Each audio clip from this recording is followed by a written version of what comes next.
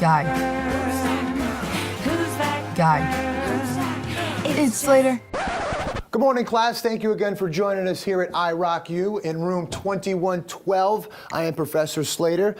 This week there will be some multiple choice quizzes that I want you to prepare yourself for. Like, for instance, we're going to be talking about births inside the world of rock and roll. Please be aware of the following folks who are turning 48 would be Kevin Martin, the lead singer of the 90s band Candlebox, will be turning 48 years old this week. Nick Hexum, the vocalist and the guitarist from 311, is turning 47 years young this week.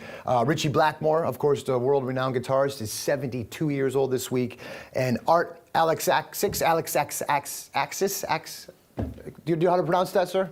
No. No? The lead singer from Everclear. He's actually going to be turning 55 years young this week. Aaron Lewis was born in Rutland City, Vermont, and then, of course, he grew up in Massachusetts, where he went on to form the world-renowned band Staind, is turning 45 years old this week.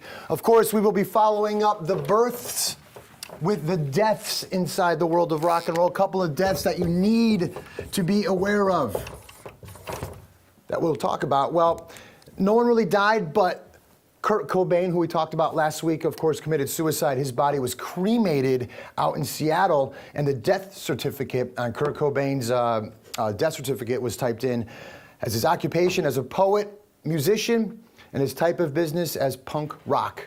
Rage Against the Machine kind of had their set killed. They were scheduled to play 2 songs on NBC's Saturday Night Live this week back in 1994.